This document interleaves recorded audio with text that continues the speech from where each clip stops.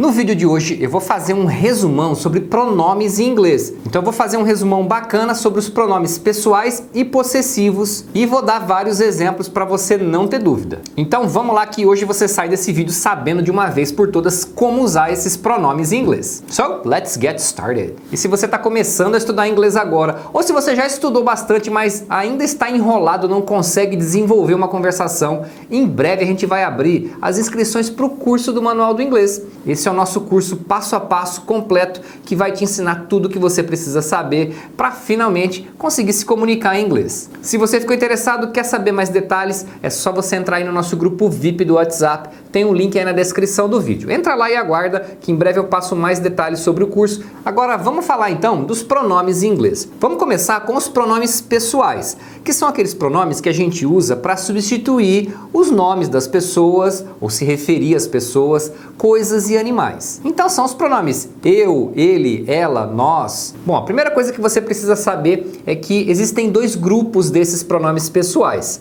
Existem esses daqui que a gente usa antes do verbo, ou seja, eles são o sujeito da frase. E existem esses outros aqui que a gente usa depois do verbo ou de preposições. Então vamos ver um exemplo que vai ficar mais fácil de você entender. Então vamos supor que eu queira dizer assim: ela me conhece. Então em inglês eu vou dizer she knows me. She knows me. Então she significa ela e o me significa mim, me. Agora presta atenção nisso. Em português, o pronome me pode ser usado antes ou depois do verbo. Porém, em inglês, ele sempre vai ser usado depois do verbo. Então você tem que dizer she knows me. Não existe a possibilidade de você dizer she me knows. Beleza? Então o pronome que é usado antes do verbo sempre é o sujeito da frase e o que é usado depois do verbo é o objeto dessa frase, desse verbo. Agora olha só, se eu fosse dizer eu conheço ela, aí esse ela já não está antes do verbo, então não pode ser she. Quando você coloca ela depois do verbo, você tem que usar o pronome her.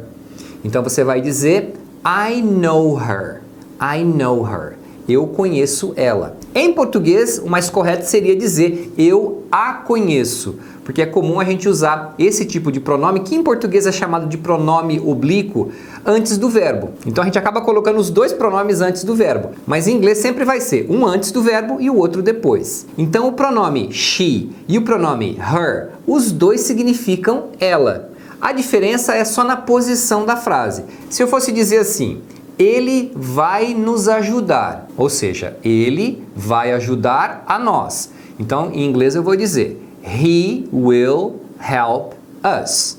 Então, he significa ele quando a gente usa antes do verbo. Us significa nós quando é usado depois do verbo. Agora, se eu fosse dizer nós vamos ajudar ele. Agora, o nós está antes do verbo, está como sujeito. Então, a gente vai dizer we will help him. Como ele agora está depois do verbo, você tem que usar him, não he. Então, tanto he quanto him significam ele. Só que o he antes do verbo, him depois. Eu estou falando do jeito mais popular aqui, nós vamos ajudar ele. O mais correto é você dizer, nós vamos ajudá-lo. Então tá vendo? A gente já tem um outro pronome que é esse lo, para se referir a ele quando é depois do verbo. Então por isso eu estou falando as frases em português do jeito mais popular, só para você ter essa noção das posições das palavras na frase. E se eu fosse falar, eles me mostraram o projeto? Aí nesse caso eu vou dizer, they showed me the project. They showed me the project. Então eles ou elas, quando é antes do verbo, é they. Agora e se eu dissesse, eu mostrei o projeto para eles. Eu mostrei a eles o projeto. Aí eu vou dizer I showed them the project. I showed them the project. Então esse them também significa eles ou elas. A diferença é que ele é usado depois do verbo. Aí alguém vai perguntar, teacher, mas eu não posso colocar project primeiro depois do them? Pode, mas aí acontece o seguinte. Eu poderia dizer I showed them the project ou I showed the project to them.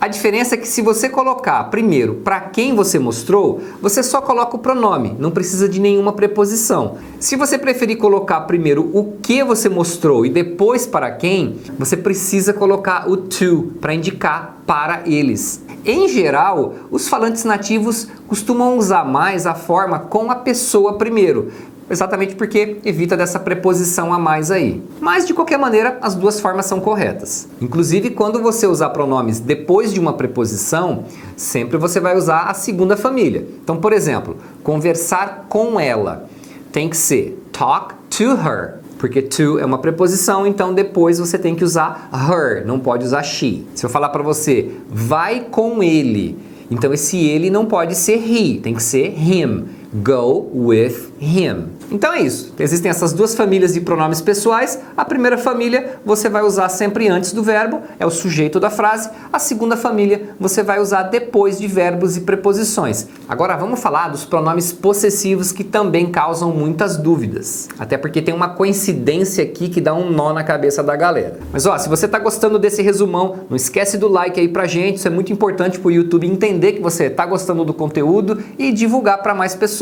E se você ainda não é inscrito aqui no canal, já se inscreve aí também, ativa o sininho, assim você vai fazer parte da nossa comunidade que está falando inglês cada vez melhor. Bom, então sobre os possessivos em inglês, tem duas coisas importantes. A primeira é que existem duas famílias também, eu já vou explicar qual que é a diferença entre elas. O segundo ponto é que o possessivo em inglês sempre concorda com o dono. Então, para saber qual possessivo você vai usar em inglês, é só você prestar atenção em quem é o dono daquilo. Diferente do português, porque os nossos possessivos acabam concordando com o objeto que é possuído. Por isso que geralmente os alunos se confundem muito com as traduções e com o uso do possessivo em inglês. Então sempre presta atenção em quem é o dono primeiro, depois você traduz. Então a gente tem essa família de possessivos e essa outra aqui. A diferença é que essa daqui, ela sempre acompanha algum substantivo. Então ela vai ser usada junto com algum substantivo.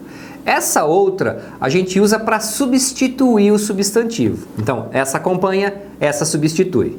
Por exemplo, vamos supor que a gente está conversando aqui. Aí eu chego para você e falo, My car is blue. My car is blue. Então eu estou falando que o meu carro é azul. Primeira coisa, quem é o dono? Sou eu. Então quando eu sou o dono, o pronome que a gente usa é my. Beleza, nossa conversa continua, aí você vira para mim e quer falar assim, o meu é vermelho. Quando você diz o meu é vermelho, você percebeu que você não repetiu a palavra carro, você substituiu ela pelo próprio pronome, o meu. Em inglês, você não pode falar my is red, porque o pronome my precisa estar acompanhado de alguma coisa. Nesse caso, então, quando eu quero substituir, eu não quero repetir o nome do objeto que eu estou falando, eu uso mine, mine. Então aí, para falar o meu é vermelho, eu devo dizer mine is red. Porque mine é equivalente a eu falar my car. Você pode falar das duas formas. Porém, geralmente numa conversa real, as pessoas vão substituindo aquilo que já foi repetido. Então a pessoa falaria mine is red. Lembra sempre que a família do my, ela sempre vai acompanhar o objeto, né, o substantivo, e a família do mine vai substituir aquele substantivo, aquele objeto que você está falando. Por exemplo, se eu achei uma carteira aqui, eu quero perguntar de quem é essa carteira? Aí alguém vai responder, é minha, ou é a minha carteira. Então se você falar, é a minha carteira, você repetiu a palavra carteira, né? Você falou o nome do objeto. Então você fala, it's my wallet, it's my wallet. Agora, você pode falar simplesmente, é minha.